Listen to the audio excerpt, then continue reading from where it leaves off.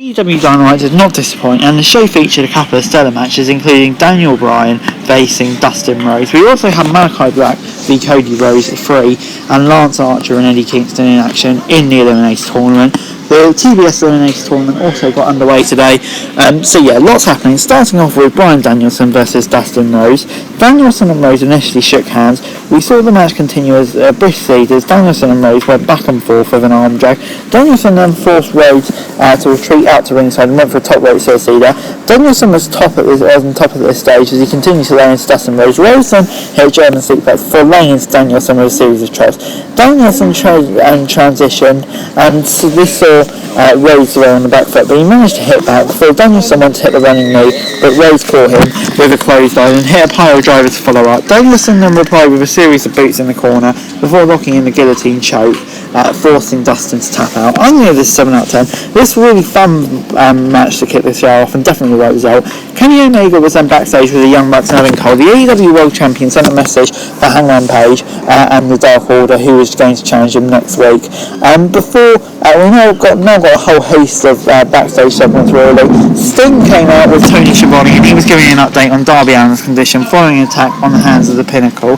Before Sting got a chance, MJF music came out. MJF took shots at the crowd before saying it was all Sting's fault that Darby Allin was in a wheelchair. Sting didn't hold back and went right after MJF before Wardlow and Shawn Spears came out, and they attacked Sting, and MJF then sent a chilling message to Darby Allin. This was fantastic. MJF heel work at its very best. Really, really entertaining from start to finish. God, I love MJF.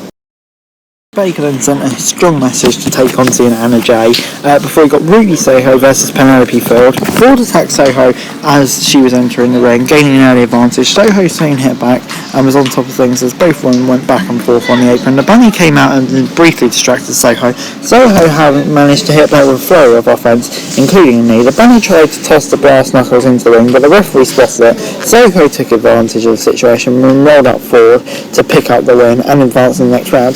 Once again, this was another really fun round. Picked the Soho over. You could really say it wasn't Ford's fault, but on the whole it was fun. I got a 7 out of 10. We then got Bobby Fish versus Anthony Green. Fish was all over Green as the match started. He forced Green back into the corner and followed that with a series of strikes and kicks, followed by a Dragon Screw taking down. Fish then hit a knockout kick to pick out the victory. He continued to lay out Green after the match when CM Punk ran down and drove Fish out of the way. This was really good. Setting up a new feud, didn't really have this in mind, but Bobby Fish establishing himself as a heel, which is really good. Looking forward to seeing where this goes. To be honest, shame for Anthony Green, but obviously that's kind of what you expect with him using the card. But it is good to see Bobby Fish getting a big win. Before we moved on to Eddie Kingston versus Lance Archer. Kingston then attacked Lance Archer from behind as he made his entrance. Seems to be a bit of a theme. The duo rolled on the entrance ramp and down to the ring, before Archer then had a fan on the apron from where he choked down the fan into Eddie Kingston. Back in the ring, Lance Archer went for the blackout, but Eddie Kingston blocked it and manoeuvred out of the way to get in control. Eddie Kingston then laid into Lance Archer with knife-edge chops before Archer then had his knees across Kingston's throat before he charged at the corner, but was taken down by a big boot. Lance Archer then made a surprising move heading to the top rope, and Archer was then in control, but he did re-enter the ring. However, he looked hurt after a moonsault and was forced to roll out. As Kingston made his way out to the ring, we saw the doctor and referee check on Lance Archer, who clearly looked to be in some pain, and Eddie got the win. We hope Archer's injury isn't too serious, but this was a great shame, because it was a really good match up until that point. Obviously because of everything that happens, I'll have to give it a 5 out of 10. Next up on Dynamite, Sammy Guevara accepted Ethan Payne's challenge. Ethan Payne, Scorpio Sky and Dan Lambert came out. The Inner Circle on Dynamite weren't happy. Page was clearly not happy with how things were going with Sammy Guevara and confronted him, saying he was tired of hearing Page moan. Dan Lambert then replied there would be Inner Circle versus Men of the Year, an American top team at Full Gear as Sammy Guevara defended the TNT title next week. Lambert also added a stipulation: if Guevara loses next week, he has to leave the Inner Circle. Guevara counter-proposed that he accepted as long as he got to choose which members of the American top team he'd be facing at Full Gear. Scorpio Sky and Ethan Page then walked out to Guevara on the entrance to try and teach him a lesson, but Santana Ortiz and Hager came out to even the odds, driving away Lamb and Men of the Year. This was a good promo. Really entertaining from start to finish. And yeah, looking forward to the match next week. Moxley then said in a short promo that the only thing that was important to him was to return to his daughter every night. He added that he didn't care about anyone else, whether it was ratings, drama on Twitter, demo or anything else, and that he would destroy everyone in AEW. Classic promo from Moxley before he got Jungle Boy versus Brandon Cutler. Jungle Boy went over Brandon Cutler as soon as the bell rang, forcing him out of the ring.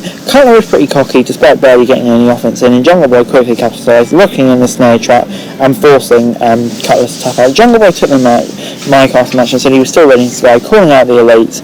When no one came down, he locked Cutler into the snare trap. Adam Cole then came out as the Young Bucks blindsided him. The Bucks then dragged Jungle Boy to the top of the stage and hit him with a BTE trigger, and Cole followed out with the last shot. The Bucks then tossed Jungle Boy off the stage to be dominant, basically.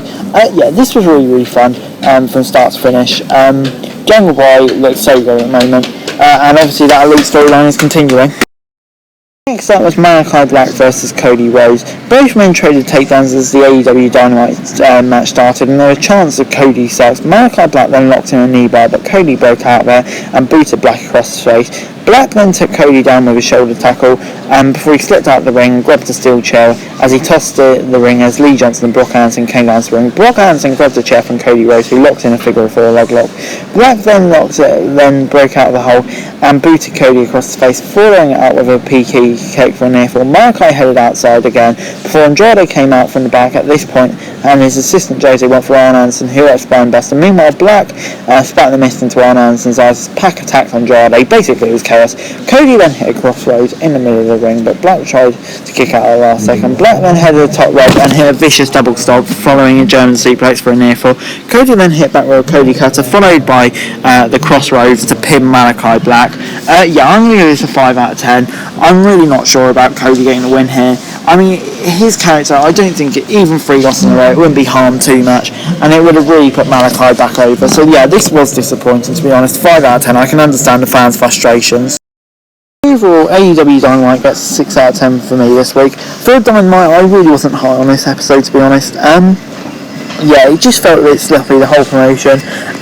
Obviously that Kingston Archer match with the injury, and then Malachi Black and Cody, I just didn't agree with that, but the start of the show was really fun, bit mixed to be honest. But anyway guys, that's all for the video. Thanks very much for watching. Remember to like, share, subscribe. Let me know your thoughts, comments down below. Follow me on Twitter, link description below for daily wrestling news, and subscribe to the channel, and I'll be greatly appreciated.